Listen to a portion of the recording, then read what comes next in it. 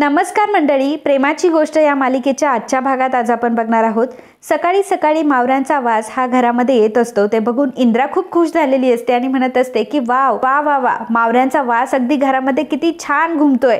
नक्कीच माझ्या स्वातीने केले असणार, मला माहिती आहे. आणि असं म्हणून पटकन ती किचनमध्ये जाते. तर किचनमध्ये असते मुक्ता. अगं मुक्ता, इथं मावरे केलेत आणि तू कुठे किचनमध्ये उभी आहेस? तुला काही वाटत नाहीये का आज? मुक्ता म्हणते की नाही मम्मी. इंद्रा म्हणते की बघ ना, किती छान मावऱ्यांचा वास सुटलाय, नक्कीच माझ्या स्वातीने बनवलेले असणार.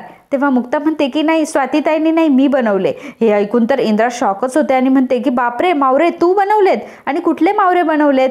तेव्हा मुक्ता सांगते की पापलेट बनवले. तरी तुमच्याकडे तुमची ती मैत्रीण येते ना मासे द्यायला, मी तिच्याकडनं स्वच्छ करून घेतले. इंद्रा म्हणते की बाई, मला तर जरा डाऊटच वाटते, तू याच्यामध्ये गुळ वगैरे तर नाही ना घातलाय? मुक्ता हसते आणि म्हणते की नाही हो मम्मी, गुळ वगैरे नाही टाकलाय, तुम्ही एकदा टेस्ट करून बघा ना. आणि मग ती इंद्राला थोडंसं टेस्ट करण्यासाठी देते. इंद्रा आता ते मावरे टेस्ट करते. इंद्राला फारच आवडतात. इंद्रा म्हणते की अगं किती छान बनवलेत तू. आणि ती मोठमोठ्याने ओरडत असते की माझ्या सुनेने मावरा बनवला, माझ्या सुनेने मावरे बनवला. सगळ्यांना घरातल्यांना ती बोलावून घेत असते आणि म्हणत असते की लवकर या लवकर या, माझ्या सुनेने मावरा बनवलाय.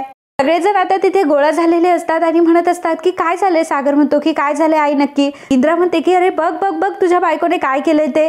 सागर घाबरूनच मुक्ताला विचारतो की आता काय केलंय तुम्ही? तेव्हा इंद्रा म्हणत असते की अरे काय केलंय म्हणून काय विचारतोय? तिने मावरा बनवलंय, मावरा. अरे तिने पापलेटचं कालवण केलंय आणि तेही आपल्यासारखं एकदम तिखट. सागर मुक्ताकडे बघतो आणि म्हणतो की खरंच तुम्ही बनवलंय?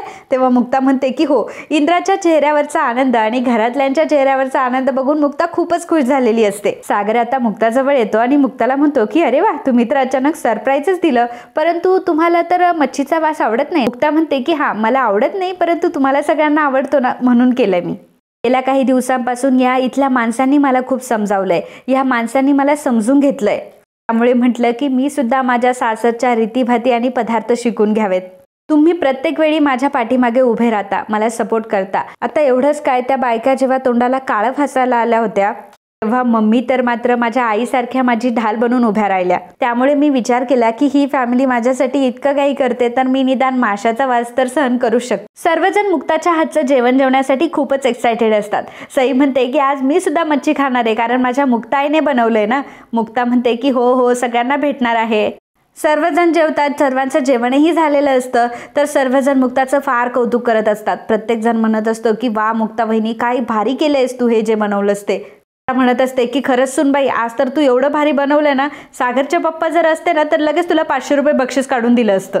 आता इंद्रा असं म्हटल्यावर सागरला लगेच कळतं की मुक्ताला काहीतरी बक्षीस तर द्यायलाच पाहिजे. परंतु मुक्ताला माझ्या हातून देण्यापेक्षा तो स्वातीला खुणावतो आणि पाकिटातून काही पैसे स्वातीच्या हातात काढून देतो आणि म्हणतो की तू मुक्ताला दे. मुक्ताचं काही या गोष्टीकडे लक्ष नसतं. आता स्वाती येते, मुक्तावरनं पैसे ओवाळते आणि मुक्ताच्या हातात देते. सर्वजण मुक्ताचं फारच कौतुक करत असतात आणि तिच्यासाठी टाळ्या वाजवत असतात. सई विचारते की मुक्ताईला पैसे का दिले? तेव्हा इंद्रा म्हणते की अगं पैसे नाही, ते शगुन आहे. तुझ्या मुक्ताईने कालवण बनवलं ना, म्हणून तिला बक्षीस भेट. आणि तुला कसं वाटलं तुझ्या मुक्ताईने बनवलेलं कालवण? तेव्हा सई म्हणते की खूपच मस्त होतं. इंद्रा म्हणते की मांजरीने तर अख्खं चाटून पुसून खाल्ले. सर्वजण हसत असतात. इंद्रा आता लकीला म्हणते की लकी, तू एक काम कर, मस्त गाणे वगैरे लाव, आता आपण मस्त नाचूयात. आता सर्वजण नाचायला सुरुवात करतात. लकीने गाणे लावलेले असतात. तेव्हा सागर हळूच मुक्ताला म्हणत असतो की खरंच खूप छान झालं होतं कालवण. मुक्ता आणि सागर दोघंही बोलत असतात. त्यानंतर सर्वजण नाचत असतात. सागर देखील नाचायला गेलेला असतो. मुक्ता तिथे एकटीच उभी असते. तेव्हा सागर इंद्राला खुणावतो की मुक्ताला देखील नाचायला घेऊन ये. तर इंद्रा आता मुक्ताला हात धरून तिला नाचायला घेऊन येत असते. मुक्तासोबत नाचत असते. सर्व कुटुंब छान डान्स करत असतं, एन्जॉय करत असतं आणि मुक्ताही खूप एन्जॉय करते. मुक्ता मनात म्हणत असते की खरं तर हे कुटुंब म्हणजे माझी खरी श्रीमंती आहे. तोपर्यंत या घरातले सर्वजण माझ्यासोबत आहे, तोपर्यंत काळजी करण्याचं काहीच काम नाही. खरं तर नशीब लागतं असं कुटुंब मिळायला. तर सर्वजण डान्स करत असताना मुक्ता सागरच्या कानात म्हणत असते की आदित्यला सुद्धा फिश करी खूप आवडते ना, आपण त्याच्यासाठी थोडी घेऊन जाऊयात का? तेव्हा सागर हो म्हणतो. इकडे ॲडव्होकेट सुळे हे सावनीकडे आलेले असतात आणि सावनीकडून ते धोक्याने आता पेपर्सवर सह्या करून घेतात. खरं तर ॲडव्होकेट सुळे हे हर्षवर्धनला मिळालेले असतात आणि नो क्लेमचे पेपर त्याने साईन करून घेतलेले असतात. सावनीला मात्र या गोष्टीची भनकही नसते. सावनी त्यांना विचारते की साधारणतः किती दिवसामध्ये हे काम होईल?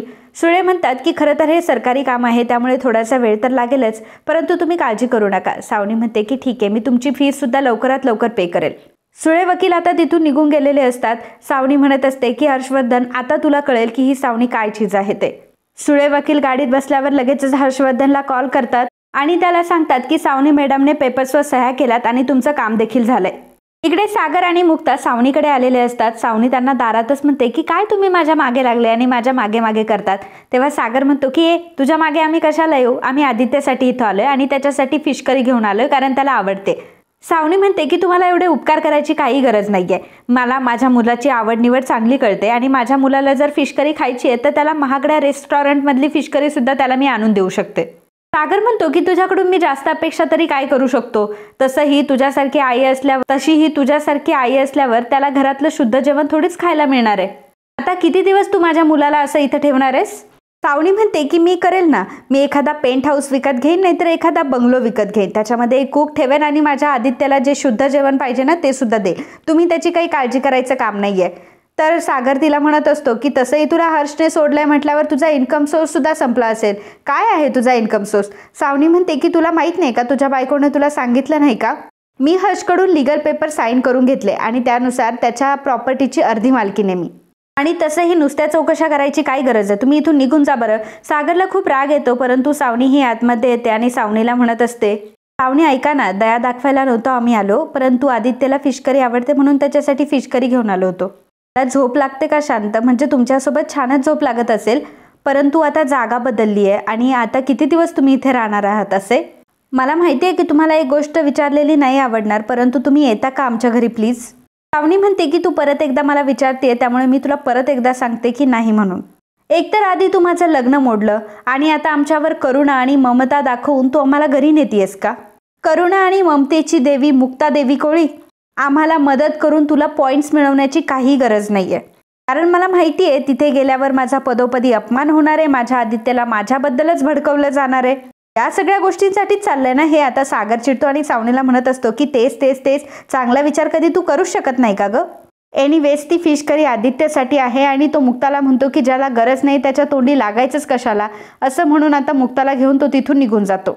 मुक्ता स्वातीला म्हणत असते की खरंच त्या कढीपत्त्याच्या काडीची तर कमालच झाली ग, तिने एवढं छान बनवलं होतं मावरं, मला तर विश्वासच बसत नव्हता. स्वाती म्हणते की हो आणि आदित्यला सुद्धा आवडलं असेल. तेवढ्यातच मुक्ता आणि सागर तिथे येतात. मुक्ता आणि सागरला अस्वस्थ बघून इंद्रा म्हणते की काय रे तुमची तोंड का पडली. आणि सागरचा अस्वस्थ चेहरा बघून इंद्रा त्यांना विचारते की काय झालंय, तुमची तोंड का पडली आहे. मला माहिती आहे की आदित्यने हिच्या हातचं खाल्लं नाही ना. सागर म्हणतो की नाही नाही आदित्य तिथे नव्हता, तो शाळेत गेला होता. म्हणते की मग सावनी काहीतरी बोललेली दिसते परंतु मी म्हणते की तुम्ही कशाला सारखे सारखे तिच्याकडे जाता आणि अपमान करून घेता तुमचा. मुक्ता म्हणते की पण मम्मी आपण त्यांच्यासाठी कुठे गेलो होतो, आम्ही आदित्यसाठी गेलो होतो ना. इंद्रा म्हणते की हे बघा तुम्ही आदित्यची काळजी करू नका, त्याच्या जे नशिबात आहे त्याला ते भेटणारच आहे, पण त्या सावनीला मात्र तिच्या कर्माची फळं याच जन्मात भेटणार आहे. इकडे सावनी ड्रिंक करत असते आणि तिला फारच चढलेली असते. त्याच वेळी वेटर तिथे येतो आणि म्हणतो की मॅडम तुम्हाला पेमेंट करावं लागेल. सावनी म्हणते की काय हो, काय प्रॉब्लेम आहे तुमचा, म्हणजे नाव मोठं रॉयल व्ह्यू आहे परंतु इथे मला कुठलीही लॉयल सर्व्हिस तुमच्याकडनं भेटत नाहीये. परंतु स्टाफ मात्र सावनीला म्हणत असतो की नाही नाही मॅडम तुम्हाला पेमेंट तर करावंच लागेल. तर सावनी म्हणते की काय कटकट आहे ही. सावनी आता उठते आणि तिच्या पर्समधून काही पैसे काढते आणि म्हणते की घ्या आणि तुमच्याकडे सुट्टे पैसे तुमच्याकडेच ठेवा. तर स्टाफ आता पैसे मोजतो आणि म्हणतो की कसे काय सुट्टे पैसे माझ्याकडे ठेवू मॅडम, तुम्हीच 5,000 रुपये कमी दिले. सावनी म्हणते की ठीक आहे. सावनी पुन्हा तिच्या पर्समध्ये पैसे चेक करायला लागते तर तिच्या पर्समध्ये आता पैसेच नसतात. सावनीला समजलेलं असतं तिच्याकडे काही पैसे नाहीये. आता ती स्टाफला तिथून काढून देते आणि म्हणते की तुमचे पैसे मी नंतर देते. त्यामुळे तो स्टाफ आता तिथून निघून गेलेला असतो. सावनी दरवाजा बंद करते आणि तिला खूप राग येतो आणि तिला हर्षचा फारच राग येत असतो. ती हर्षला कॉल करत असते परंतु हर्ष फोन उचलत नसतो. त्यानंतर ती ॲडव्होकेट सुळे यांना कॉल करते. सावनी ॲडव्होकेट सुळे यांना म्हणते की काय चाललंय तुमचं, इथे मी केव्हाची हर्षला कॉल लावते परंतु हर्ष कॉल घेत नाहीये. माझे इथे सगळे कार्ड वगैरे ब्लॉक झालेत, नक्की प्रॉब्लेम काय आणि त्याला आत्ताच्या आत्ता सांगा की मला माझे पैसे हवेत. ॲडव्होकेट सुळे म्हणतात की मी सगळे प्रयत्न करतोय परंतु मॅडम आता तुम्हाला तुमचा हिस्सा मिळणार नाहीये. Sorry madam. तेव्हा सावनी म्हणते की काय बोलताय तुम्ही हे सगळं आणि तुम्ही मला हे आत्ता सांगताय का. हे बघा मला तुमचं काही ऐकायचं नाहीये, तुम्ही आत्ताच्या आता हर्षला कॉल करा आणि त्याला सांगा की मला पैसे हवे आहेत म्हणजे हवे आहेत. आता खूपच चिडलेली असते, तिला काय करावं तेच कळत नसतं आणि रागामध्ये ती अजून दारू पित असते. दारू संपलेली असते म्हणून तिला त्या बाटलीचाही राग येतो आणि ती बाटली जोरात फेकून देते. सगळ्या काचा झालेल्या असतात. तितक्यातच मॅनेजर आणि स्टाफ तिथे येतात. तर मॅनेजर मॅडम आता सावनीला म्हणत असतात की हो मॅडम तुम्ही हे सगळं काय करताय, आजूबाजूच्या आतापर्यंत तुमच्या विरोधात 4-5 कंप्लेंट आल्यात. प्लीज तुम्ही तुमचं पेमेंट करा आणि रूम सोडा.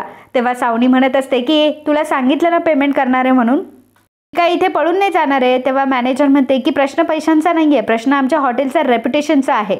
सावनी म्हणत असते की कोणाला रेप्युटेशन शिकवतेस ग, रेप्युटेशनचा अर्थ तरी तुला माहिती आहे का. सावनी आहे सावनी, एका मिनिटात तुझं हे अख्खं हॉटेल विकत घेईल, समजलं ना. एकदा का माझे पैसे आले ना हर्षकडून, तुमचं हे हॉटेल मी असं विकत घेईल. चल निघ, आत्ताच्या आत्ता इथून निघून जा. तेव्हा आता त्या मॅनेजर मॅडमला खूप राग येतो आणि त्या सावनीचा हात धरून सावनीला डायरेक्टली रूममधून बाहेर काढतात. तर स्टाफने सावनीच्या बॅगसुद्धा आणून दिलेल्या असतात. मॅनेजर मॅडम सावनीवर ओरडत असतात आणि म्हणतात की आत्ताच्या आत्ता इथून निघ. सावनीला काय होतंय तिच्यासोबत काहीही कळत नसतं, कारण ती खूपच नशेमध्ये असते. सावनी फक्त रडत असते. तर मित्रांनो, आजचा हा भाग इथेच संपतो. पुढील भागामध्ये आपल्याला बघायला मिळणार आहे आधीचे 2 मिस कॉल हे येऊन गेलेले असतात. तेव्हा मुक्ता आता कॉल करते. तेव्हा आधी म्हणत असतो की पप्पा प्लीज तुम्ही लवकर या ना, मम्माकडे एकदा बघा ना, मी तुम्हाला लोकेशन सेंड करतो. आता आदित्यने पाठवलेल्या लोकेशनवरती मुक्ता जाऊन पोहोचलेली असते. मुक्ता आता सावनीची हालत बघते. सावनीबद्दल तिला फार वाईट वाटत असतं. सावनीला ती उठवत असते आणि आदित्यला म्हणते की मुक्ता म्हणते की अरे आदित्य बाळा, मला मम्माला उचलण्यासाठी हेल्प कर. आदित्य विचारतो की परंतु आपण कुठे जातोय. तेव्हा मुक्ता म्हणते की कुठे म्हणजे कुठे, आपण आपल्या घरी जातोय. आदित्य म्हणतो की परंतु मम्मा म्हणत होती की आम्हाला कुठलंही घर राहिलेलं नाहीये आणि कुटुंबही नाहीये.